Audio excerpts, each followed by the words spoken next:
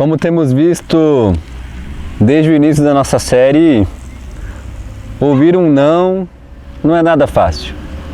Apesar de ser uma das palavras que mais ouvimos na nossa infância e de termos várias experiências ao longo da nossa história ouvindo nãos, ainda assim é difícil lidar com os nãos que nós recebemos, principalmente quando esse não vem de Deus. E os nãos que nós ouvimos são tão sonoros e perturbadores que eles ocupam o espaço total da nossa mente e do nosso coração. Afinal, um não sempre vem acompanhado de expectativas frustradas, sentimento de rejeição, inconformidade, decepção. No final das contas, nós não gostamos de ouvir não, porque na verdade nós gostaríamos de ter ouvido um sim. No fundo, nosso desejo é ouvir sim. Queremos que a nossa vontade seja feita, não gostamos de ser contrariados. Tudo isso faz com que nós nos concentremos apenas no não e dessa forma não conseguimos olhar para as coisas que acontecem além dos nãos que nós recebemos. Os não são tão sonoros e perturbadores que eles ocupam espaço total da nossa mente e do nosso coração ao ponto de não conseguir nos concentrar em qualquer outra coisa. Por isso hoje eu quero convidar você a visitar a história de um homem que ouviu um não sonoro e perturbador. Ouviu um não sonoro e perturbador da parte de Deus. E acredito que a história desse homem tem muito a nos ensinar nesta manhã. Então, antes de nós prosseguirmos, pega o seu café e sua Bíblia. Logo após o tiro, nós vamos iniciar a nossa conversa.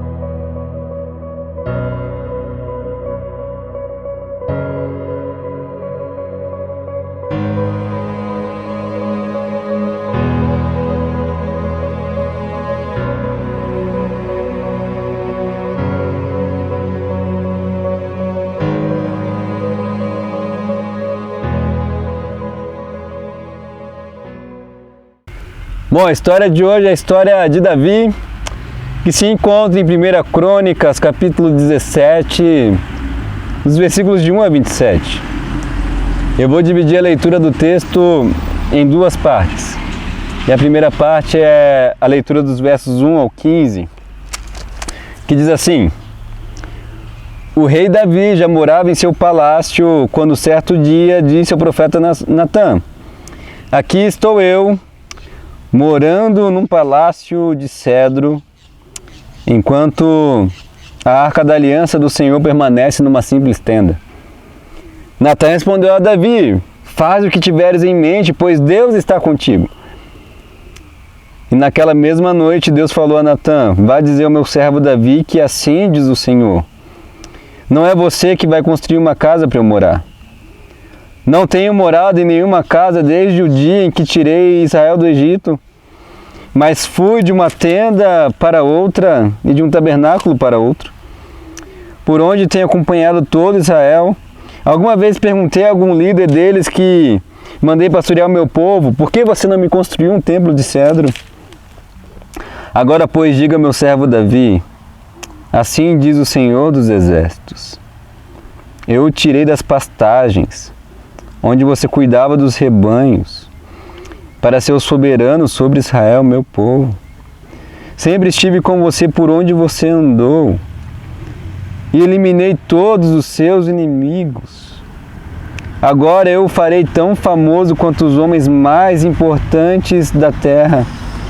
e providenciarei um lugar para Israel, o meu povo, e os plantarei lá, para que tenham seu próprio lar e não mais sejam incomodados. Povos ímpios não mais o oprimirão, como fizeram no início, e têm feito desde a época em que nomeei juízes sobre Israel, meu povo. Também subjugarei todos os seus inimigos. Saiba também que eu, o Senhor, lhe estabelecerei uma dinastia. Quando a sua vida chegar ao fim e você se juntar aos seus antepassados, escolherei um de seus filhos para sucedê-lo, e eu estabelecerei o reino dele. É ele que vai construir um templo para mim, e eu firmarei o trono dele para sempre. Eu serei seu pai, e ele será meu filho. Nunca retirarei dele o meu amor como retirei de Saul. Eu o farei líder do meu povo e do meu reino para sempre. Seu reinado será estabelecido para sempre. E Natã transmitiu a Davi tudo o que o Senhor lhe tinha falado e revelado.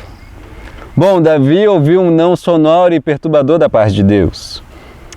Mas a sua história nos ensina que, ao invés de nos concentrarmos no não, precisamos perceber e olhar para o que Deus está fazendo além do não que nós recebemos.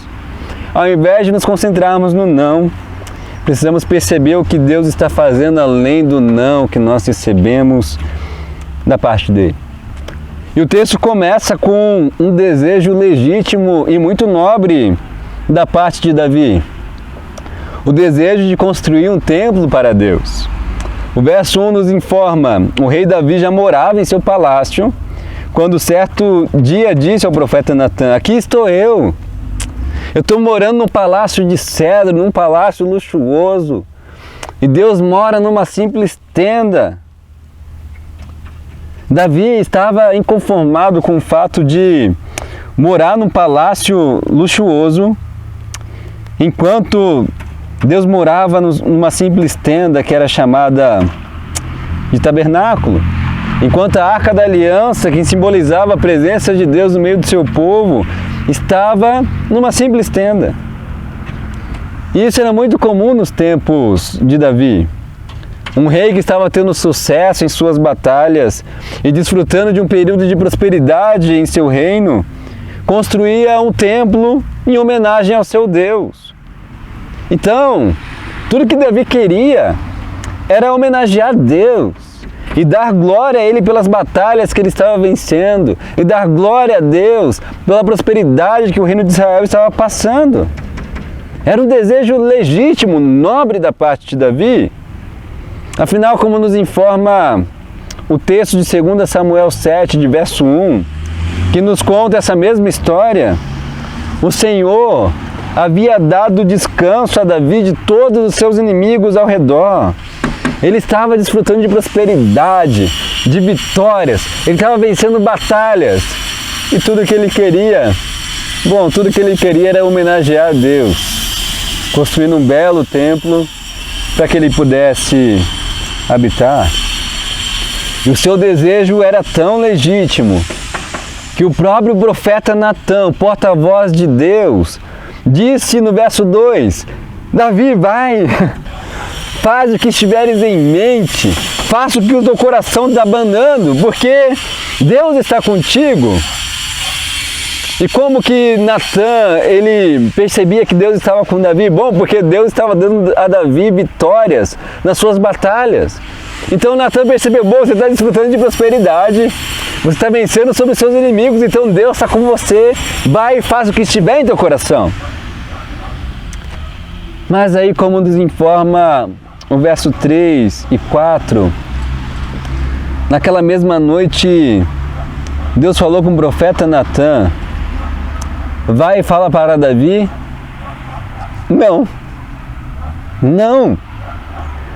Não será você quem vai construir uma casa para eu morar.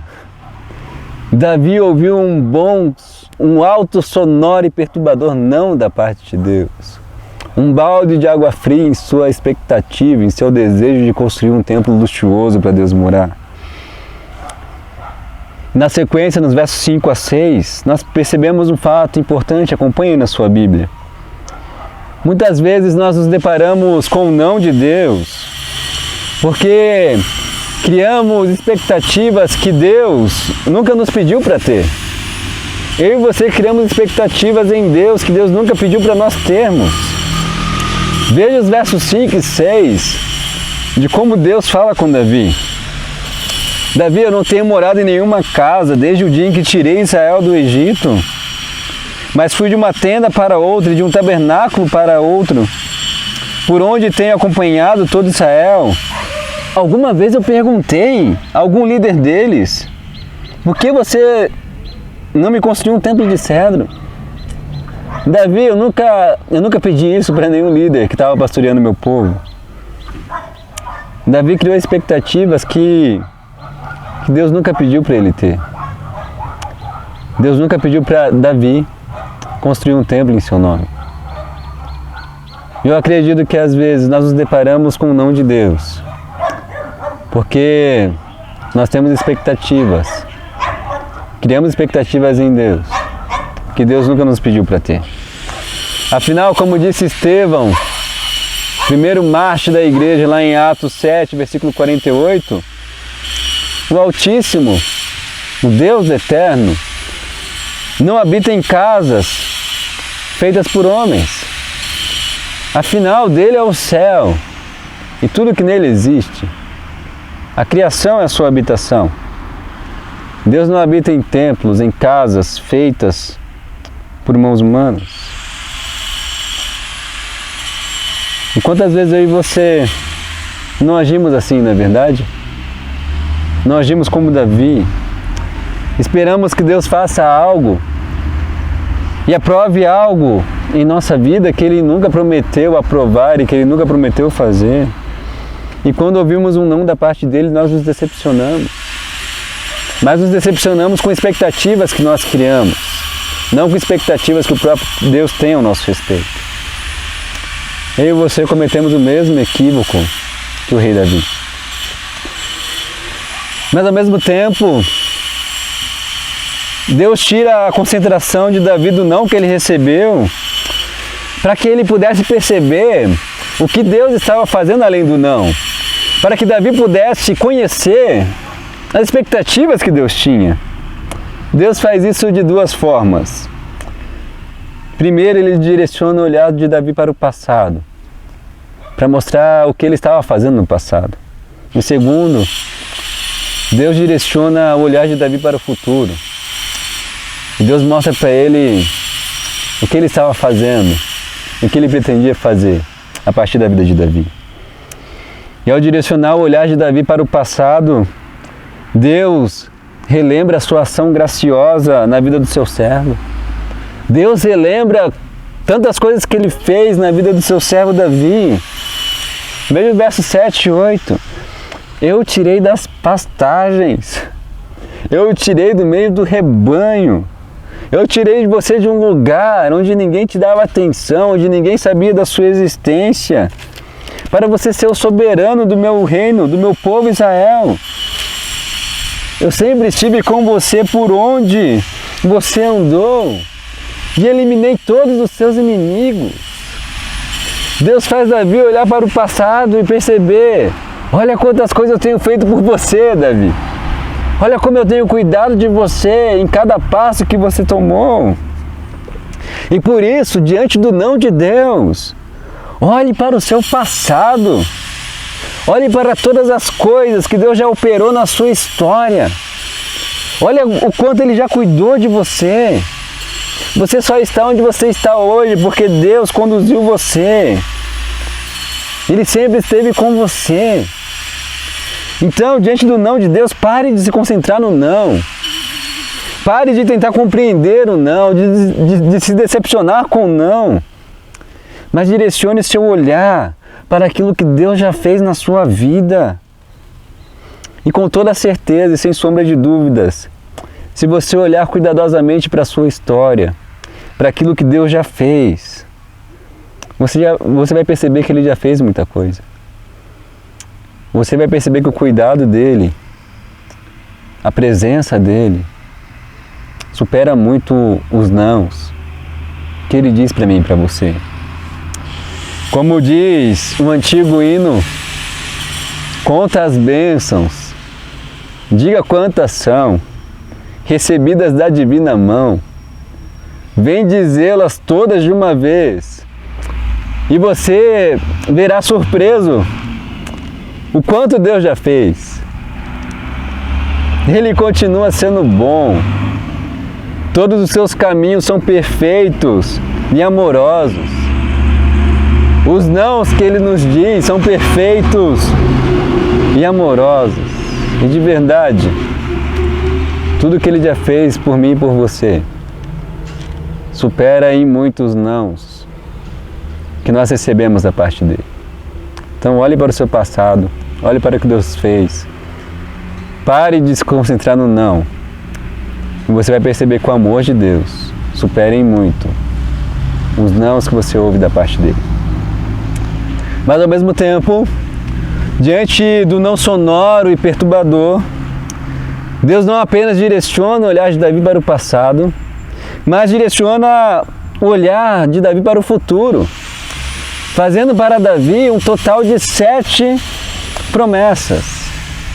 E eu quero pedir desculpa para vocês, porque não vamos ter tempo para abordar todas essas 7 promessas, nosso tempo é curto. Até porque esse texto é um texto de renovação da aliança que Deus fez no passado com Abraão e com Moisés.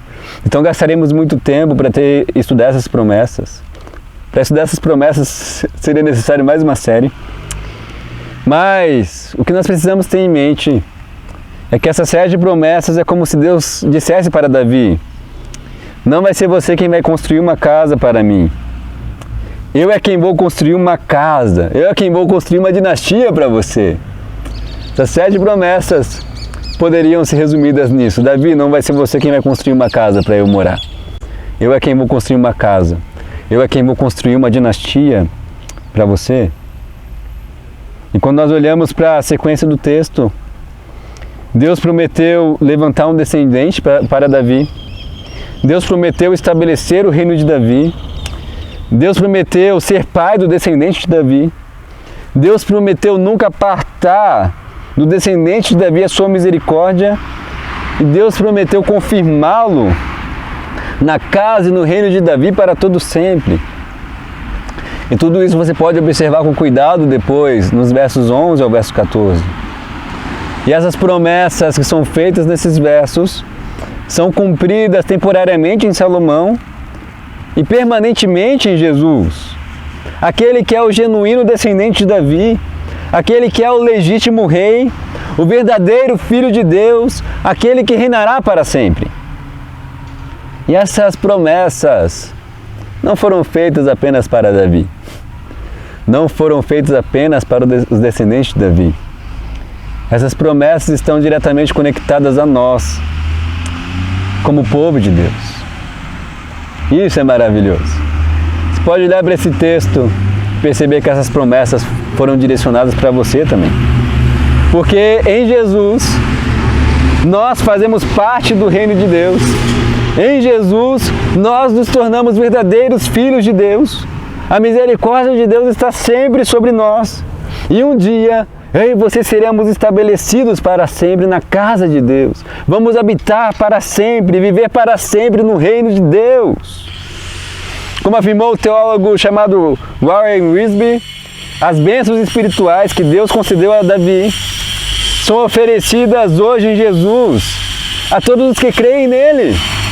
Então essas bênçãos que estão aqui, as bênçãos relatadas nesse texto, são direcionadas para mim e para você, para aqueles que estão em Cristo Jesus.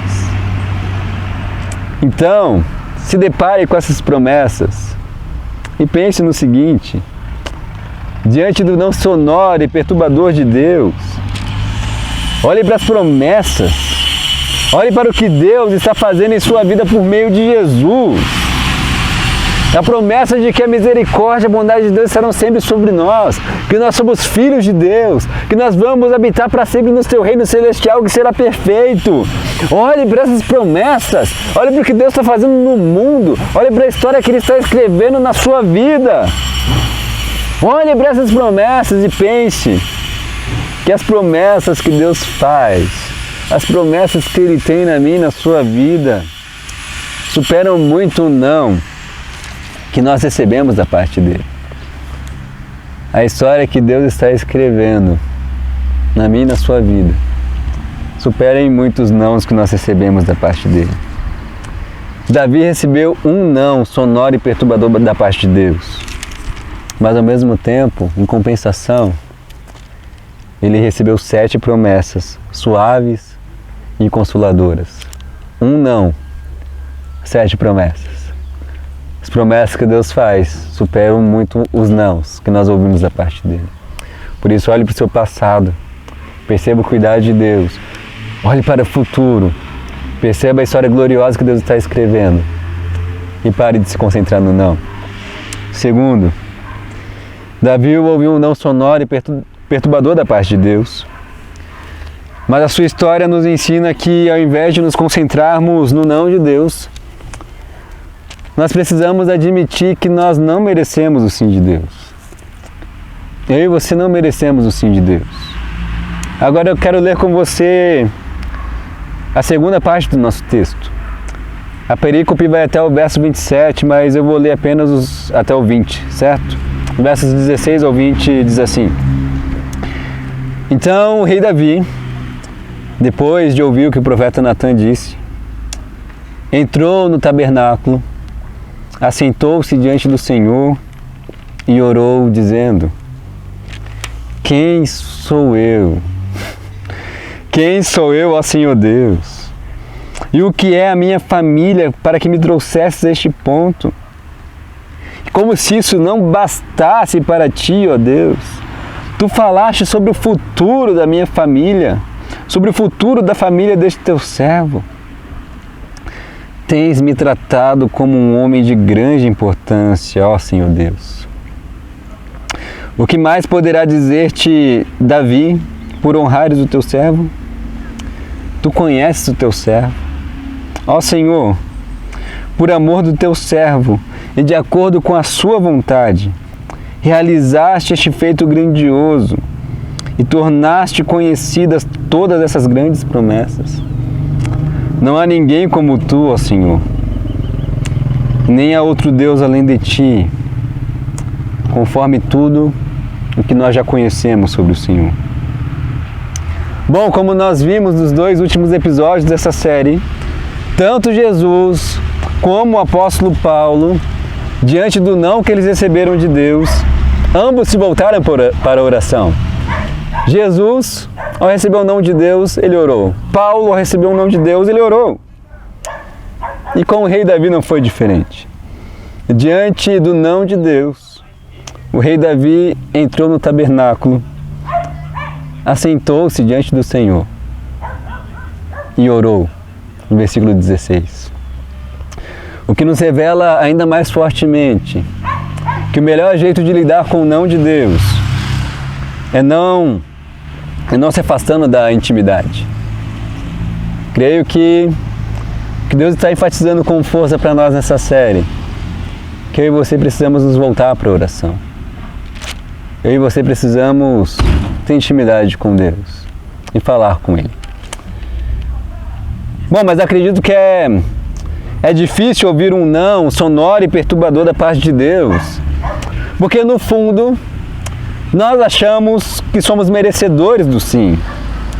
No fundo, nós temos dificuldades para receber nãos, porque nós acreditamos que somos merecedores do sim. Pense no adolescente quando recebe um não dos seus pais. O que ele faz? Ele apresenta vários argumentos para convencer seus pais de que ele merece um sim. Ele apresenta vários argumentos para mostrar para os seus pais que o pedido dele é legítimo, é convincente, que ele merece ouvir um sim. Não é assim que funciona? Quando o adolescente ouve um não, ele tenta convencer de todas as formas de que ele merece um sim. E nós não somos diferentes com Deus. Muitas vezes nos revoltamos E nos afastamos dele quando ouvimos um não, porque no fundo nós acreditamos que merecemos um sim. No fundo acreditamos que Deus ele tem que fazer nossas vontades e que Ele tem que nos dar aquilo que nós pedimos. Mas o rei Davi faz o contrário. Ao invés de se afastar, ele se aproxima. Ao invés de fugir, ele se assenta diante de Deus e ele ora. E veja o que ele reconhece em oração nos versos 16 e 17. Quem sou eu? Ele já começa a oração assim. Quem sou eu, ó Senhor Deus? E o que é a minha família para que me trouxestes a este ponto? E como se isso não bastasse para ti, ó Deus, tu falaste sobre o futuro da família deste teu servo. Apesar de eu não merecer, tens me tratado como um homem de grande importância. Davi reconheceu que ele não merecia o sim de Deus. E não apenas isso, Davi não reconhece que ele não merecia o sim de Deus. Ele reconhece também que não merecia todo o cuidado de Deus, todo o cuidado que Deus demonstrou ao longo de toda a sua história, e que ele não era merecedor muito menos de todas as promessas grandiosas que Deus fez para ele e para o futuro da sua família. Quando Davi se depara com o que Deus está fazendo, ele fala: quem sou eu e quem é minha família? Deus, nós não somos merecedores nem do seu sim, nem do seu cuidado, nem das suas promessas. É isso que Davi reconhece. Nós não merecemos o sim de Deus. A verdade, ao nosso respeito, é que, como todos os outros, por natureza somos merecedores da ira. É isso que o apóstolo Paulo afirma no capítulo 2, do verso 3 de Efésios. Como todos os outros, o que nós merecemos é a ira de Deus. Todavia, o apóstolo Paulo continua: Deus, que é rico em misericórdia, por causa do seu grande amor, com que nos amou, Ele disse sim para nós. Mas por causa da sua misericórdia, por causa do seu amor, não porque nós mereçamos isso, mas porque Ele decidiu nos amar. Porque Ele decidiu nos amar, Ele disse sim para nós. E ao dizer sim para nós, Ele nos deu vida juntamente com Cristo, quando ainda estávamos mortos nas nossas transgressões. Pela graça vocês são salvos. Mas como se isso não bastasse, o apóstolo Paulo continua: Deus nos ressuscitou com Cristo e com Ele nos fez assentar nos lugares celestiais, para mostrar nas eras que estão de vir a incomparável riqueza de sua graça, demonstrada em sua bondade para conosco em Cristo Jesus. Apesar de não sermos merecedores e de não merecermos nada além da ira de Deus, Ele disse sim para nós porque Ele decidiu nos amar. E como se não bastasse, Ele nos deu promessas e nos fez assentar nos lugares mais altos dos céus. Diante disso tudo, diante da grandiosidade do favor de Deus, Davi declara: quem sou eu? Quem sou eu para merecer tudo isso, Deus? E ao mesmo tempo, ele adora ao Senhor dizendo: quem sou eu? Mas não há ninguém como tu, ó Senhor. Nem há outro Deus além de ti. E de verdade, essa deveria ser a nossa postura diante do não de Deus. Uma postura de humildade e gratidão. Porque apesar de merecermos muito mais do que um não de Deus, em Jesus, Ele tem tratado a mim e a você como homens e mulheres de grande importância, usando a expressão de Davi aqui. Apesar de merecermos muito mais do que um não de Deus, Ele tem nos tratado como homens de grande importância por causa do seu amor e da sua misericórdia. Isso deveria gerar humildade e gratidão em nosso coração. E agir como Davi agiu: quem sou eu? E não há ninguém como tu, Senhor. Afinal, o seu cuidado, o cuidado de Deus e as suas promessas superem muitos nãos que Ele diz ao longo da nossa história. Diante disso, quem sou eu? Ao mesmo tempo, não há ninguém como Deus para nos amar tanto assim. Parafraseando Jó, Deus deu o sim, Deus deu o não. Louvado seja o nome do Senhor. Por último, Davi ouviu um não sonoro e perturbador de Deus. Mas a sua história nos ensina que, ao invés de nos concentrarmos no não, precisamos reconhecer que não há motivos para nos envergonhar do não de Deus. Não há nenhum motivo para nos envergonhar do não de Deus. Eu lembro na adolescência, quando eu pedia para os meus pais para sair com os meus amigos e eles não deixavam eu ir, eu ficava com muita vergonha de dizer para os meus amigos que meus pais não tinham deixado. Era constrangedor e falar para os meus amigos, falar, gente, meus pais não deixaram, foi mal. Era constrangedor, era envergonhador. Mas Davi não se envergonha do não de Deus. Mas antes de eu prosseguir aqui, eu quero mostrar para você como esse não era extremamente vergonhoso para Davi. Afinal, a propaganda das realezas no Antigo Oriente se focalizava na construção de templos como evidência do sucesso do rei.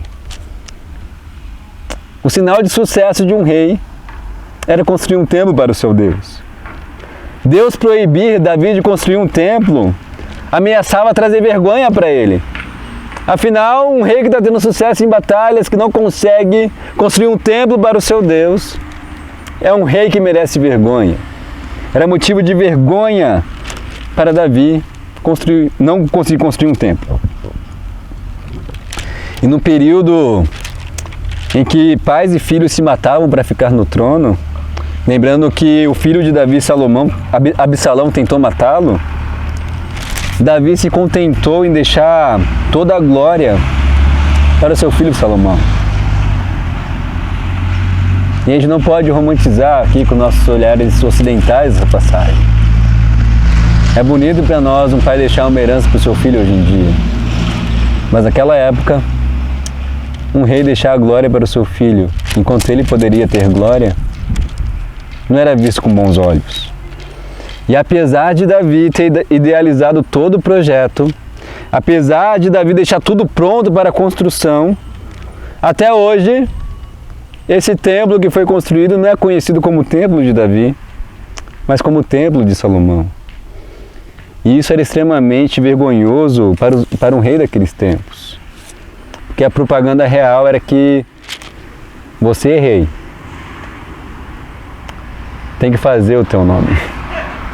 O seu nome tem que ser glorioso e atravessar gerações.